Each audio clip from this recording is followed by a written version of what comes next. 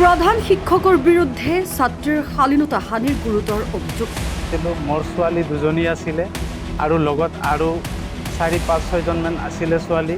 তেওঁলোকক স্কুলত কোনো নাই। সেই হেডমাষ্টাৰ গোপাল মণ্ডলে আছে আৰু তেওঁলোকে আছিলে। মই দেখিছোঁ, নিজে চকুৰে দেখিছোঁ।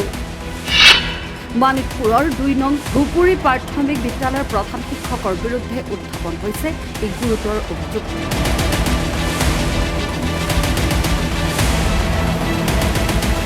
বঙাইগাঁও জিলাৰ মানিকপুৰ প্ৰাথমিক শিক্ষা খণ্ডৰ অন্তৰ্গত 2 নং ধুপুৰী প্ৰাথমিক বিদ্যালয়ৰ প্ৰধান শিক্ষক গোপাল মণ্ডলৰ বিৰুদ্ধে বহুকেইটা গুৰুতৰ অভিযোগ উত্থাপন কৰিছে অভিভাৱকসকলে। যেটা অভিযোগ করছে এগুলো মিছা কথা, একটাও না সত্য কথা। ওরা স্বার্থের কারণে অভিযোগ করছে। এই স্কুলে ঘর বানানোর সময় ওর বলে লাগে গ্রামে যা পয়সা সই উঠে গেছে, সই নেদু কি হয়েছে, সইয়ের কারণে কি হয়েছে, সইটু দিবা লাগবো, নহলে আমার স্কুলটা এনেকে এনে 2 লাখ টাকা লাগে। রাজকুমারের 2 লাখ টাকা দিলেই ভেজাল তোমার দিব। অকল রাজকুমারে কৈছে অভিযোগ উত্থাপন করা, এর উপরে একাংশ গার্জেনে করেছে। কি গার্জেনে কাই করছে? আমি তো পাও না, আমি তো অভিযোগ করি না। আমি ভালো পাই আছো, আমি হঠাৎ খাওয়ার দেখা পাইছো, ভালো পাই আছো। তোমার বাইরে আরো মানুষ আছে, হ্যাঁ সেটা কব পারে। আমার তো আমি কই আছো আমি ভালো দেখা পাইছো। আমার ঘরে ইয়াতে মূলত আপনার দৃষ্টিত প্রধান শিক্ষকজন ভালো। হ্যাঁ ভালো দেখা পাইছো। সব মাস্টার এটা ভালো। মই তো বেয়া দেখা না। আই সময় মতো না হয় সঙ্গে কেতিয়াবা হয় না, টাইম না পাম খেতি কাম করব না। কি স্কুলত পড়াশোনা কেন ভালে আছে, চলি আছে। হ্যাঁ গতিকে তেওঁলোকে যে অভিযোগ উত্থাপন কৰিছে মিছা বুলি আপনি হ্যাঁ মিছাইতো। আমি এই যে অসুৰ থাকো আমি তো দেখা পাও না। প্ৰধান শিক্ষক গোপাল মণ্ডলৰ বিৰুদ্ধে ছাত্ৰীক নিৰ্যাতন কৰাৰ গুৰুতৰ অভিযোগ।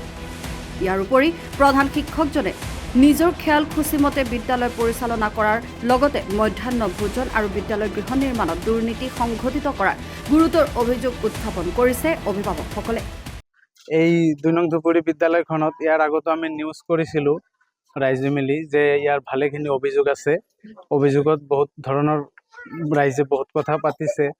সেই বিষয় লৈ আমি আগবাঢ়ি গৈছিলোঁ বিঅ অফিচলৈকে। তেতিয়া নিউজো বজোৱা হৈছিলে। তেতিয়া অভিযোগ আছিলে যে তেওঁ স্কুলত ভালকৈ নপঢ়ায়, গুণোৎসৱত বৰ্ডত প্ৰশ্ন আৰু উত্তৰ লিখি দিছিলে আৰু খোৱা খাদ্য ভালকৈ নিদিয়ে আৰু নিজৰ ৱাইফক ৰান্ধনি দি থৈছে। সেইটো লৈ ৰাইজৰ মানুহৰ মনত অভিযোগ আছে যে দুখীয়া মানুহ লাগে আৰু ভালকৈ ইয়াতে যেতিয়া নেকি গভৰ্ণমেণ্টৰ পৰা এই খাতা পত্ৰবিলাক দিয়ে তেওঁ ভালকৈ ৰাইজক দুখীয়া মানুহক নিদিয়ে আৰু মানে স্কুলৰ ল'ৰা ছোৱালীহঁতক নিদিয়ে। আৰু এই ঘৰটো আহিছিলে তেতিয়া 5,08,000 টকা SMC কমিটিৰ মানুহ, মই ৰাজকুমাৰ চৰকাৰ হয়।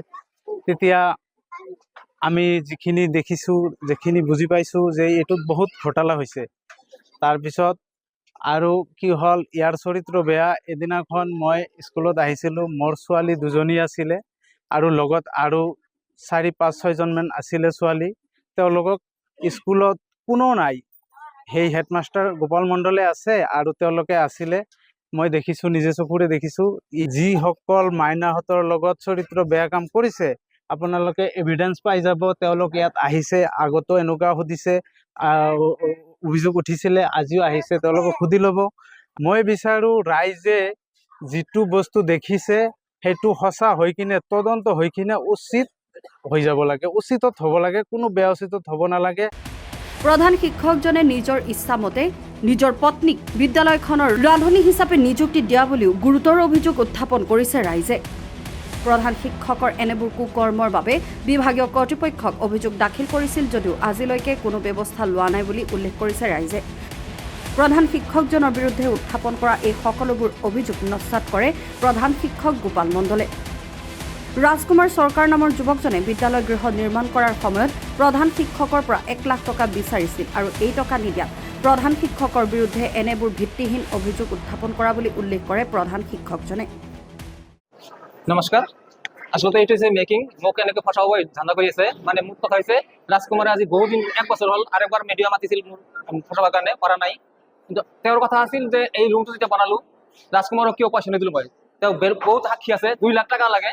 বেলেগৰ আগত আমাক 1 লাখ টাকা লাগে। আৰু যেদিনা নেকি ডিঅ অফিচত দৰখাস্ত দিছে তাৰা কেইদিনমান আগতো মোৰ ওচৰত মানুহ পঠাই দিছে, মানে তাৰ পইচা লাগে। মইতো পইচা নিদিলোঁ, তোমাৰ পইচা বেছি হৈছে নেকি তাক দিম যে।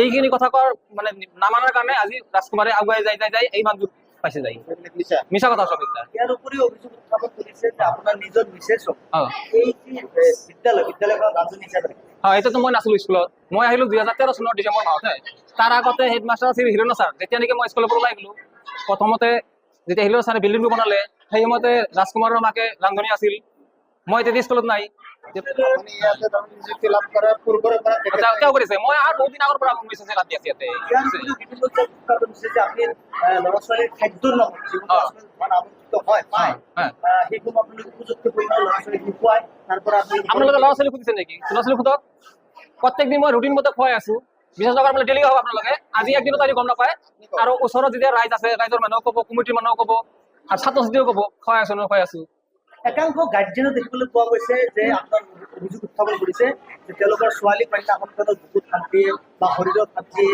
এনেকুৱা ধৰণৰ অভিযোগ এই যে বিশ্বাস নামৰ যিগৰাকী ব্যক্তি তেওঁলোকৰে কিন্তু একাংশ অভিভাৱক এই অভিযোগ উত্থাপন কৰিছে আচ্ছা তেতিয়া কি স্কুলত কি ল'ৰা ছোৱালী আৰু নাথাকে নেকি চাপোজ মই কিবা বেয়া কাম কৰিছো যদি সেই ক্লাছত কি আৰু ল'ৰা ছোৱালী নাছিল সেই তেওঁলোকে দেখা নাই টিচাৰ নাথাকে নিশ্চয় এটা ক্লাছত দুটা কৰি টিচাৰ থাকে টিচাৰ বিলাকে নিশ্চয় দেখিব তেতিয়া তেওঁলোকে ক'ত গৈছিল যদি মই বেয়া কাম কৰিছো সেই সময়ত তেওঁলোকে ক'ত আছিল আজি তেওঁলোকে আগবাঢ়ি আছে নেকি তেতিয়াহ'লে এই অভিযোগসমূহ আপোনাৰ ওপৰত কি উত্থাপন কৰিব ইয়াৰ আগত কি আছে ইয়াৰ আৰু মেইন গাড়ীটো ৰাজকুমাৰক মই পইচা দিলে মোৰ কোনো দুখে নাথাকিল হয় পইচা নিদিয়াৰ কাৰণে আজি ৰাজকুমাৰ মোৰ পিছত এনেকৈ লাগি আছে মেইন কথা এইটোৱে বেলেগ আৰু একোৱেই নাই